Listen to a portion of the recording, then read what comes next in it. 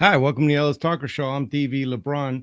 Today, I'm going to be doing all the candidates here, and today I have a very special guest, a man that I've had on here before, Mr. Alan Moorman. How you doing, sir? Doing well.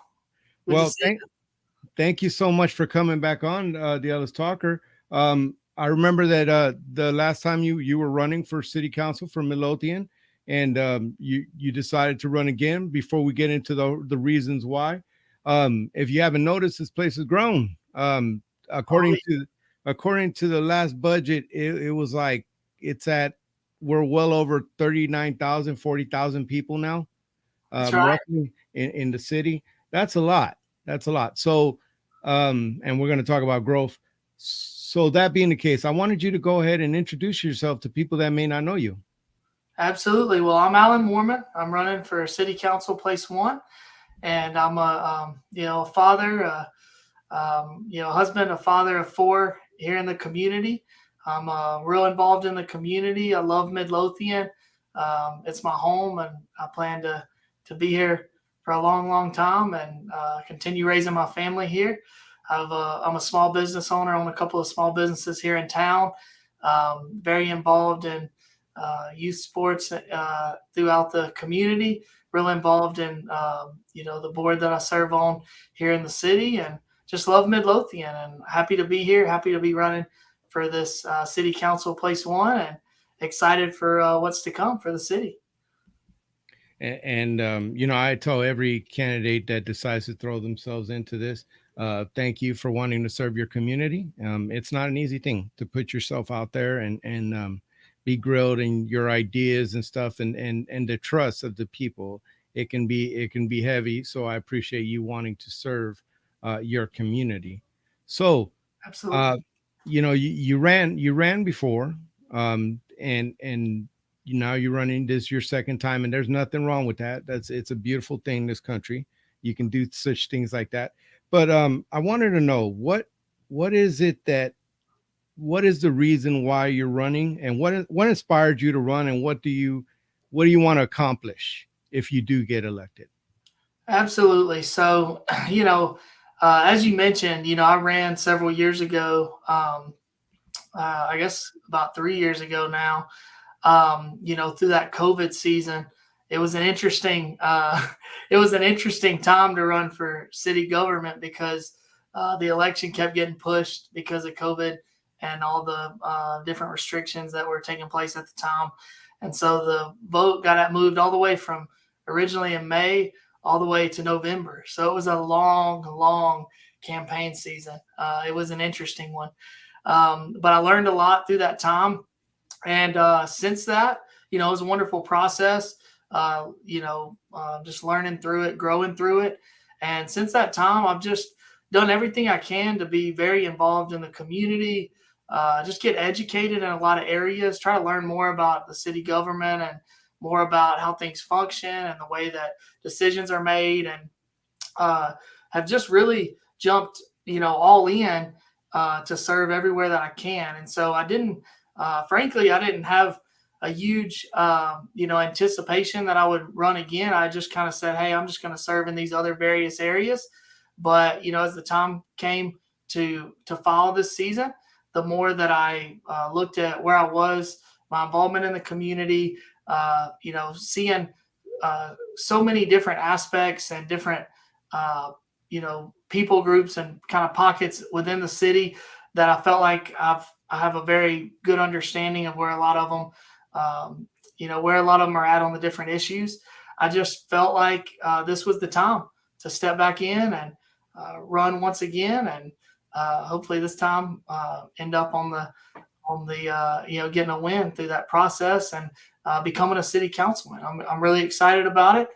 And I don't have any particular axe to grind per se or anything like that.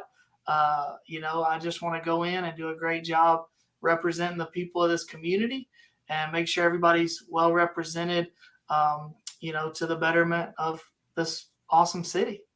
And that's a good thing. Wanting to serve and wanting to represent all people, because there's a lot of people that have moved in, a lot of different people that have moved in from all over the place. So um, kind of give me a brief background on you. What in your background would you say gives you qualifications to be or to run for this office? Absolutely. So, to start with, um, I've ran a few small businesses. I know that's not unique just to me. There's a lot of candidates throughout the years and current city council members that have, ran businesses. I'm pretty familiar with finance. I'm familiar with the city finance at this point.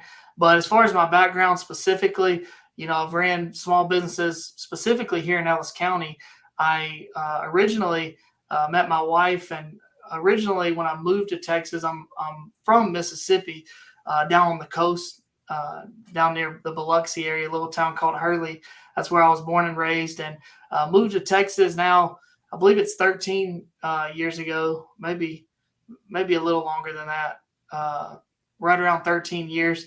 And originally to Waxahachie, that's where I met my wife. And shortly after we got married, had our first child, I realized that having a kid, I had to make some extra money. So I started a small business there, janitorial services company right here in the Ellis County area. Had a lot of clients in Midlothian, Waxahachie, Red Oak, that general area, and grew that small business. Had employees there.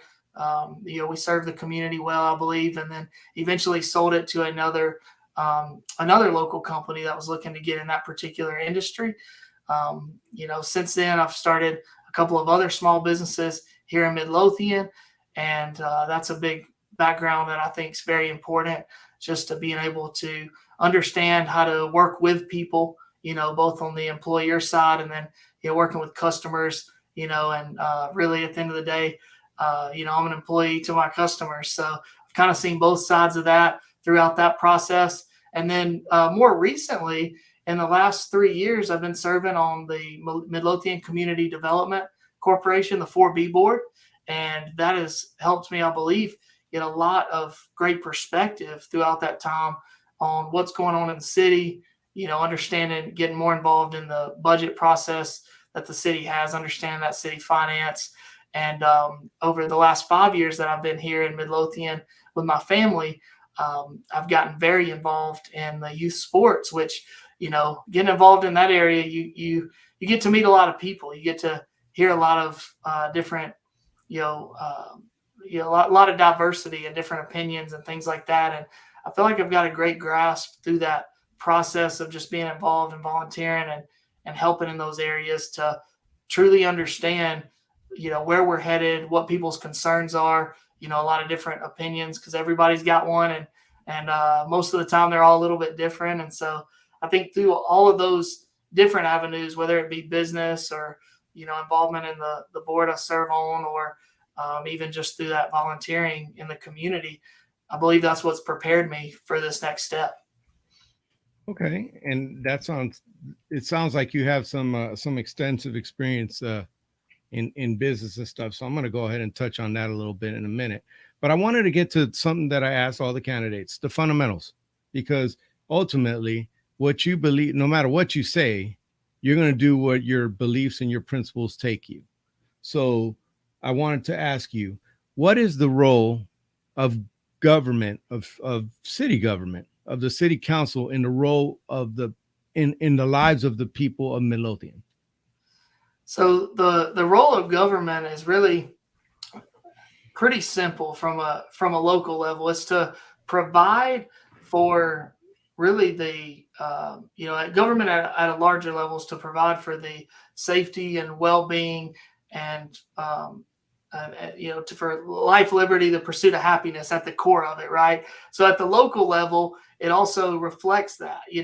Government is here, locally, to make sure things like infrastructure are in place, to make sure that people have access to some of the basics, things like water and roads to travel on. They have, we have the ability to plan within the city to make sure that things are developed out properly. That we're not stacking people on top of each other where you can't even get in and out of your driveway. Some of those basic things What the role of government isn't, in my opinion, doesn't have a place for is getting beyond that into an intrusive relationship with the people that are being governed, where you're, nitpicking every little thing and kind of intruding on their ability to live their lives freely, do what they desire, with their personal rights and property and all those kind of things. So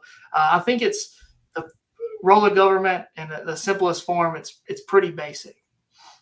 What does the First Amendment mean to you? The First Amendment, really, for me, uh, it means that we will protect people's ability to not only have their own opinion, but also to display and represent that opinion not only in their words and their actions, but in their everyday life, to make sure they have the ability to adequately um, communicate what they believe, why they believe it, and not to intrude in any way on that, even if it's indirectly. I think a lot of things when it comes to the freedom of speech is a a lot of times government may not be saying you can't do this, you can't say this, but some of the uh, restrictions that are put in place, some of the regulations, kind of damper that, or tend to kind of throw cold water on the ability to do that in some ways. And I just think it's really important to make sure we're never hindering any of that. Excellent, excellent. Um, and then last one, I'll ask you on fundamentals. Um, the right to bear arms. It is protected by the Constitution, and and there's other things that on that, but there's been a lot of conversations, and I want to know your stance on it. So, frankly, Second Amendment, I don't know that I could be any stronger of a supporter on it. Some people would probably take my more detailed opinion maybe a little extreme, but I look at the Second Amendment from a philosophical perspective as being put in place based on the historical understanding of it that I have, that it was put in place to protect, so citizens could protect themselves from an overreaching government. And obviously, at the local government level, it's not talked about quite as much. It's typically more at the national and state level, obviously. But people have the right to um, to make sure not only they protect themselves from like a protecting their property and their home and their family, but also to be prepared in the event, in an extreme scenario where the government begins to overreach in a way that takes away our rights and some of the things that you were even asking about previously. Whether it's First Amendment or just our constitutional rights in general, wherever that may be hindered. At some point, there's a line, and it was crossed. That's what created our country, and so I believe that Second Amendment was put there to make sure that never happens again. And Right. I know some people like to talk about, well, we need guns for hunting, or that was more about, even just personal protection. I don't really, maybe a little extreme of a view to some, but I don't believe that was the intent of it, although that applies as well. I don't, Right.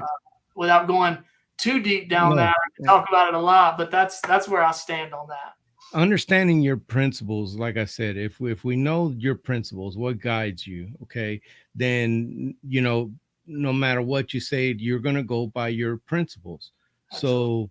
So that's knowing that's the important part, knowing where you come from there, and and how you respond to such. So kind of getting into one last thing I wanted to ask you was, do you have the time to invest in being a city councilman? Because it takes time.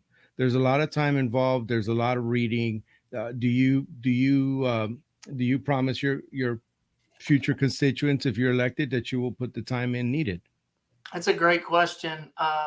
And it's a really valid question. I'm glad you're asking that, because the way I look at time, everybody has the same amount of time. None of us, that's one thing, no matter how wealthy you are, no matter how, in poverty you are, whether you're the richest person on the planet, or, whether you're Elon Musk or Warren Buffett, or you're just a regular everyday person, you got the same amount of time. And when it comes to what you invest your time in, it's all about priorities. What are you prioritizing? And so I've got a lot going on. Anybody who knows me, and I'd say probably anybody who knows me even moderately well knows I've got a lot going on between serving in the Midlothian Basketball League, other areas, the board I'm on, my businesses that I'm heavily involved in. There's a lot going on, but I'm willing to prioritize giving everything I have to the city, becoming a city councilman, and making sure I'm putting that up there at the top of my priority list, obviously behind, family, God and family, and some of those little bit are much higher priorities. That's going to definitely be up there at the top of the list with things like my, businesses, work, and some of those things that come next in line. All right. So let's start covering some of the meat here. As you know, this place has grown. And like, as the last budget said, we had let's see, it was around 39,063 as of this budget, the last budget that was passed. I'm reading off their numbers. Okay.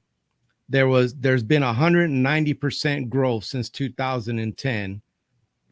There's been a 15.9% drop in single family construction permits over the last year, but 190% jump of people over since 2010. This place is growing exponentially. What would Alan Moorman like to see to manage this growth in a way that's productive for the citizens and it's productive for the city? So I think at the core of it, the city, there's probably people in the city that would look at the city of Midlothian, look at some of the challenges infrastructure wise, specifically with roads and traffic and some of those things with the growth. And they may look at it and say, well, the city's not really doing anything about it. I believe that the city is taking steps, today to address some of those issues, where I think more of our focus and intent has to be is looking a little bit further out, where we're at right now. It's not I don't think anybody would disagree with this, from city staff, current city council, or anybody involved in those areas. We're behind the curve, right? So we're constantly looking at, we've got to do these, for example, road projects or these other types of infrastructure projects to catch up to where we're at. And I think we've got to have a little bit more of a view further out. You mentioned the growth. The growth is not going to stop unless you begin to intrude on people's abilities to develop, property and things like that to a significant extent, which I'm not. Obviously, we talked about small government and the government role, which I mentioned it being very basic. I don't believe in having a situation where we're over regulating to slow down growth, because that's a whole nother issue. So the growth is coming. It's here, it's coming, and it's going to continue to come. And there's projections that I've seen over the next 5-10 years that I don't even know that I think those are very conservative. I think it's going to explode because people want to come here. People are trying to get away from, those urban central areas in Dallas and Fort Worth and those surrounding cities that are blowing up, and they're trying to get further south. Below Dallas, they're moving away from from Arlington and from Duncanville and Cedar Hill, and they're coming, further down where Midlothian is seeing the bulk of that, and even further south at this point. And so, all that being said, I think we've got to look a little bit further into those projections into the future and plan accordingly. Like, it's not enough to get caught up because it takes so many years to do these things. That's what, I don't want to go too far down this rabbit hole, but a lot of people have a hard time understanding, that projects and that road construction and infrastructure projects are going to take 2, 3, 4, 6 years. But that's the reality. I mean, we're planning things now that are going to happen 3 years, 5 years down the road. And so if we don't start looking at, okay, what are we going to be doing 10, 12 years down the road, 3 or 5 years from now, we're going to say, hey, what do we need right now? What are we behind on? And so I don't have I wouldn't say this one thing we can do that's going to change it all. But I think we just got to, try to do our very best corporately to look at the future a little further out than maybe we have in the past. So the process is what gets people sometimes a little spun up. The process and all of that you said in growth, and there's a plan. I guess there's a strategic plan that Midlothian follows. Waxahachie is going through theirs. They're probably, I think they're on the finishing stages of theirs. But I know that Midlothian is going through something like that, and they have a strategic plan for going forward. It's the process that sometimes irks the citizens. Do you commit to being transparent about those things? Can people come and contact you when they have an issue with such things? Absolutely. Yep. That's the type of councilman I want to be, is somebody, that anybody can reach out to. I'm pretty easy to get a hold of. Most people would agree. I'm pretty involved, just most recently with the Midlothian Basketball League. There's not a parent, a coach, anybody in that program that doesn't, that can't get a hold of me, and there's over 1,000 kids and families in that program. So I'm very accessible in that role, and I'd be just as accessible in the city council role because I want to truly represent people. I know there's a lot of times candidates, whether it be at a national level or even sometimes locally, they'll say, well, this is my opinion on this, and this is exactly what I'm going to do. Not to say that's not admirable, but also I think there's a balance of that, of me having my views, but also seeing, okay, what are the people that I'm representing? What are they wanting to see happen in, XYZ situation? So that accessibility is the only way you get that. Otherwise, you're just, legislating locally, out of, what your opinion and what your mindset is only, which I think is important. But balancing that with that representation is I think the sweet spot that I'm going for, at least. Okay, one of the things that people talk about is a lot is taxes. There was Mhm. a big debate on during the taxes and budget last year. I covered the budgets, and people like our representative, Mr. Harrison, and such. And there's more people that came up and said they wanted a no new revenue rate. The the the board, the school boards, the city council, everybody was debating this no new revenue rate. So I want to know, if you had been there, or in the future, if you are elected, is no new revenue rate something that you would consider? Yeah, I would absolutely consider it. So I was pretty. I tried to stay very involved in that process. Obviously, just more as a spectator, kind of watching all that play out, seeing, what different council members were sharing, different perspectives, which I think all have a lot of value. What's awesome about local government, in my opinion, is you've got a bunch of people on there. They all have great intentions. They all want to serve. For the most part, I know every now and then there's a bad apple here or there, but for the most part, if somebody's spending, you talked about time earlier, if somebody's spending time, serving as a city councilman, they're a councilwoman, they're not really being compensated for that. They're spending, if they're doing it the right way, they're spending dozens of hours a week on that. So what's interesting about that debate is there was a lot of perspectives, everybody with the same intention to do the right thing.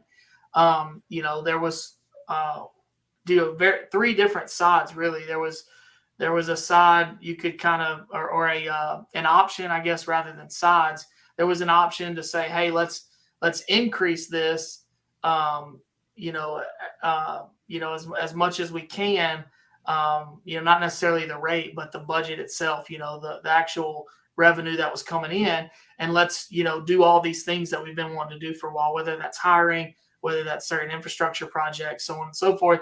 There was another option on the table of, let's find something in the middle where maybe we can lower the rate slightly, but it still brings in a little more revenue to the city. And then there was the no new revenue rate of, hey, let's make it flat and let's look at a budget that pertains to that amount of money. At the end of the day, these conversations, they come down to what budget we want to approve, as a city. And I know a lot of people out there think, they look at these numbers, $40 million, in the city budget, and they're like, hey, that's $40 million. There's got to be tons of waste. There's got to be tons of, just garbage in this budget because it's so much money. But when you really take that, whatever it is, 200-page budget, and you start looking at it, I'm totally open to a no new revenue rate. I'm totally open really to all the various outcomes, but you got to show me in that budget, what is it that we're funding with those numbers? Because when 80% of the Midlothian budget is staff, whenever you say, hey, we're going to no new revenue rate, does that mean, we need to lay off certain individuals? If so, where are we choosing that from? And are we okay with that? Because it's a numbers thing. The numbers there, you only have that much money to spend, right? We're not like Congress. You can't just say, hey, we're going to raise a debt ceiling and just keep spending and spending. Local government, especially in Texas, it's not exactly, it's a much different animal. You've got this money, you got to spend it. And so it all comes down to what we're getting for that. But I'm totally open if we can find a way forward in a situation with, like, next year, if we could find a way forward that, doesn't put the city in jeopardy with a no new revenue rate, let's look at it, see if we can figure it out. But it comes down to numbers. We got to figure out a way to do it if we're going to do it. You can't just say you want to do it. Does that make sense? Oh no, it makes perfect sense. That a lot of people want a commitment to someone who's going to cut their taxes, their property taxes, but there's also a lot to it. I'd rather, and it's not it's not a me thing, but I think people would rather that you be honest with them about how you seeing it than say something. So you're being honest about it and how you're looking at it. 21% of the budget as of last year's budget goes into personnel. 21% of the entire budget. It was $181 million revenue or expenditures, 27 million over the year prior. So it is a good size budget, and there's a lot of things that it goes into. Do you commit to being frugal or being a good steward for the people of Midlothian on their money? Yeah, absolutely. So, yeah, of course. I mean, I'm, some people have, even the last time I ran, a lot of people, when I'm talking to them about the way I see things and, the conservative from a fiscal perspective values I have, it's pretty extreme. And the reason, my answer to the previous question, the reason I answered it in that way is, we have to be transparent with people. If you're gonna say, yes, we're cutting the tax rate, which trust me, I am 1000%, in favor of finding a way to do that.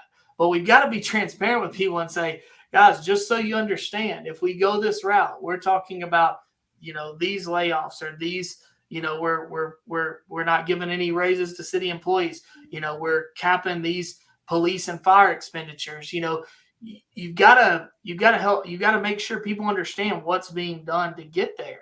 And if that's what people want, then if that's the way, people in the community want to be represented, then that's how it is. And that's the way forward.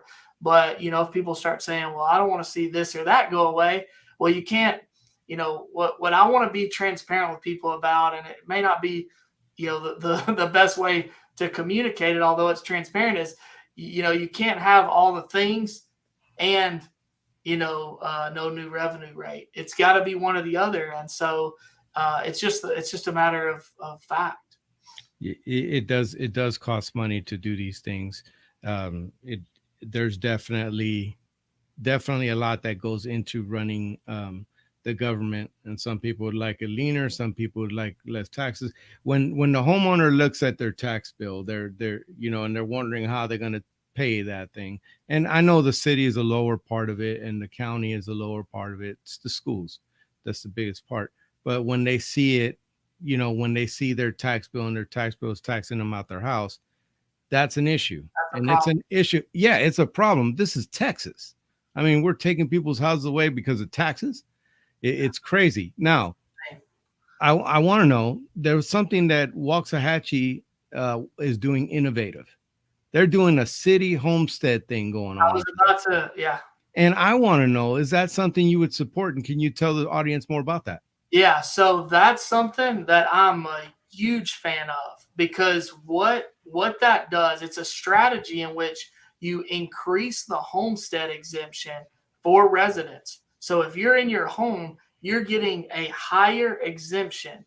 But even if the rate goes up, you can basically, in essence, what you can do is and I'm not saying this is exactly what I do, but just at the extreme side, you could theoretically increase the tax rate, but you could offset it, as long as you did it fully, by the homestead exemption for residents.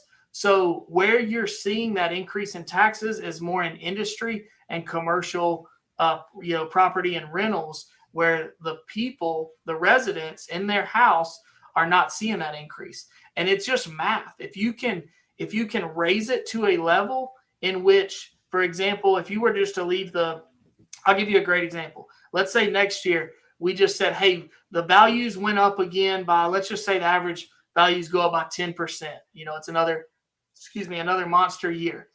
Then you could say, hey, we're going to increase the homestead exemption to an extent where on the average person, it's basically no new revenue from that average person, right? It's not a no new revenue rate, but from that resident, from that person who has a homestead, who has their own residence, there's no additional revenue coming from them. But for industry and rental properties, commercial properties, that increase is happening. You could look at that, and that could be a very viable solution that keeps residents from paying out more in property taxes. That's what I'm all about, is making sure everything you said is the problem. Everything you're describing, people being taxed out of their home. I mean, I'm a homeowner here in town, and my tax bill from last year to this year went up significantly. And that's just, I mean, it's everybody. So that's a problem, especially as people get, as those valuations kind of get out of control over year over year over year over year. And so if we can find a solution to that, I think that's not only a viable solution. I think that's one we've got to explore and find a way to implement. And I'm a big advocate for that.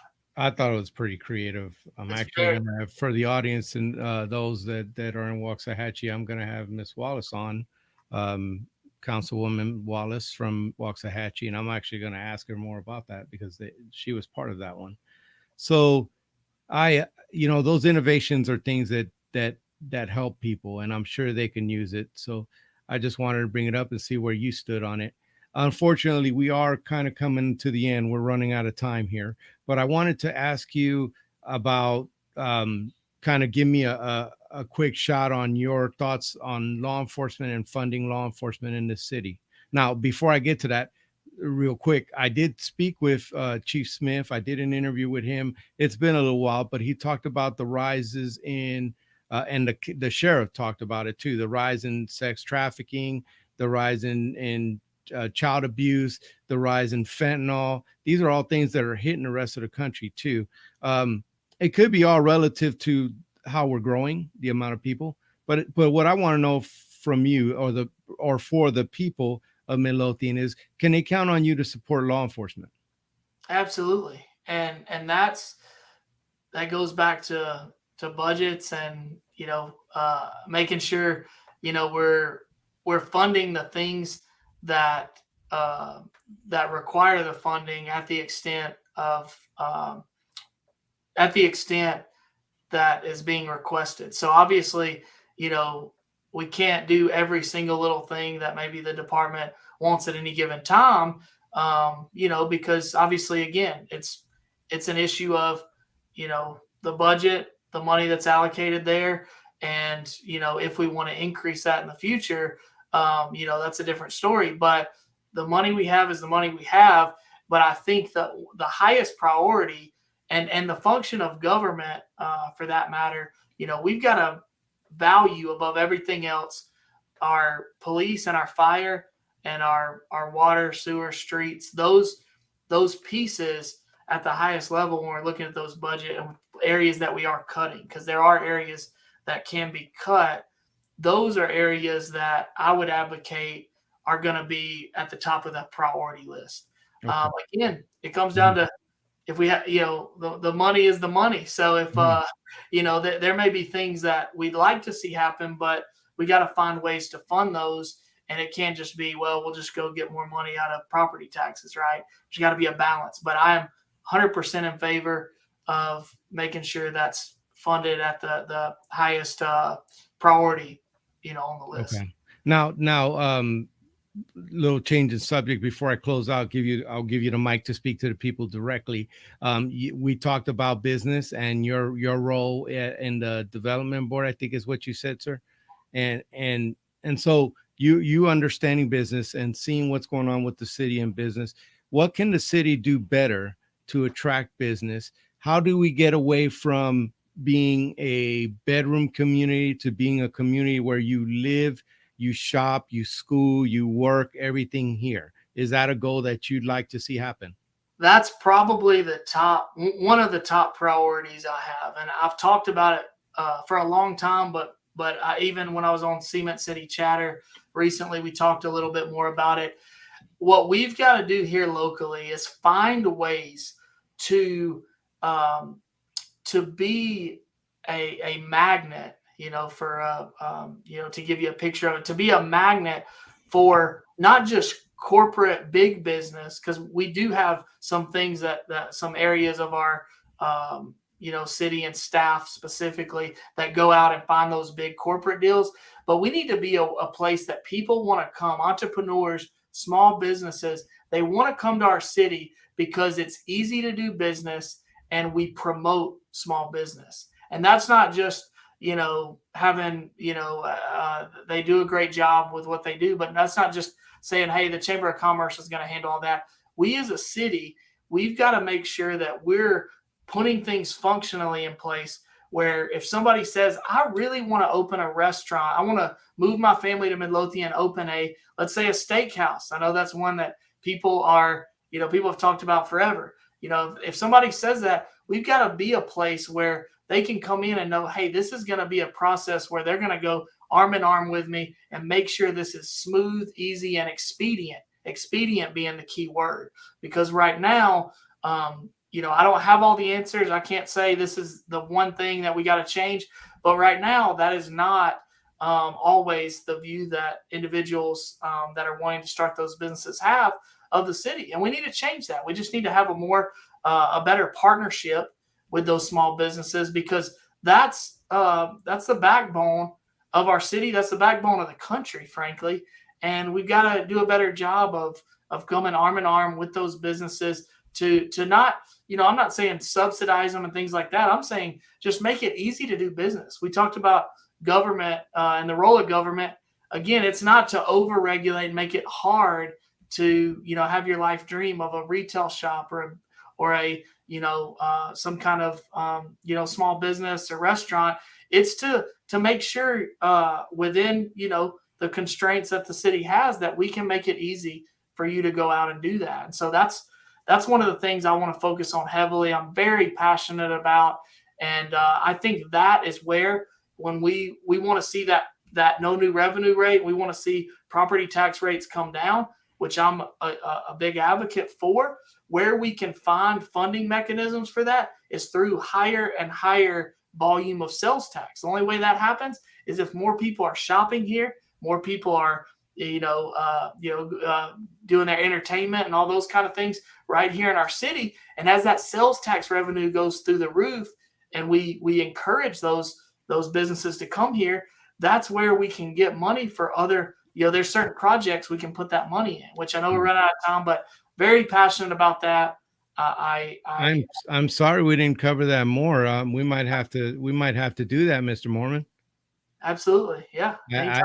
I love that. I love the passion that you showed on that, and I'm sorry, but you know, these shows they go too long, and people stop watching, stop listening. No, So it's all good. I appreciate it. so this is the part where I give you the mic to talk to the people directly. This is where you talk to Midlothian and give them your what you got for them. So I'm gonna go ahead and shut up and let you go ahead and talk to them. Absolutely. Well, just to wrap up and to end, I love this city. I love Midlothian. It is growing, as we talked about in this interview. It's growing faster, than a lot of times we can keep up with, and it's going to continue to grow.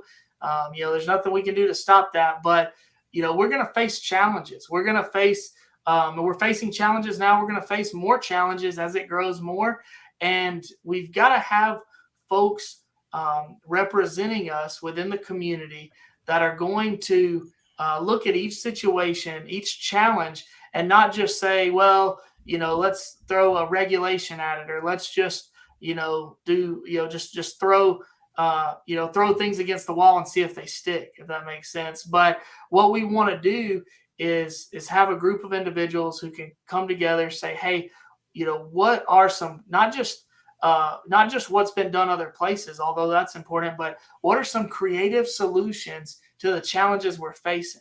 We need some forward thinkers, some folks that can think a little bit outside the box, and while holding to those conservative values and conservative fiscal conservatism, and not saying, well, let's just go get more money and throw money at it, but what are some creative ways we can solve these challenges that we see around us, whether that's with infrastructure, with understanding the roads, the growth, how things are going to develop, whether that's downtown or other areas of the city.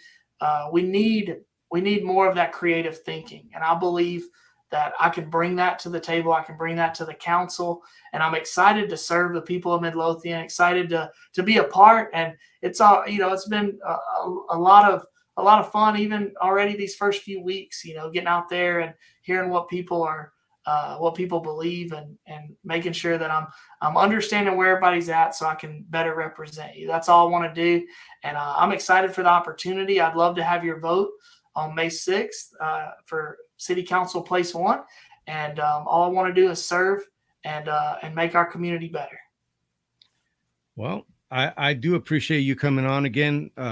It's always fun having you on and getting your insight. Every candidate, I have a lot of candidates that I'm going to be interviewing, and I love to see their insight and how they want to help the city. Everybody comes at it a little bit differently. Everybody has good intentions, I believe. So, I wish you best of luck with it. And I'm going to have Mr. Sibley on, and I'm going to have Mr. McKeever on. Those are Mr. Sibley is the incumbent, and Mr. McKeever is another one running against Mr. Sibley, along with Mr. Moorman. Mr. Moorman, can you stick around after the show? Absolutely. Thank you so much. All right. Thank you. All right.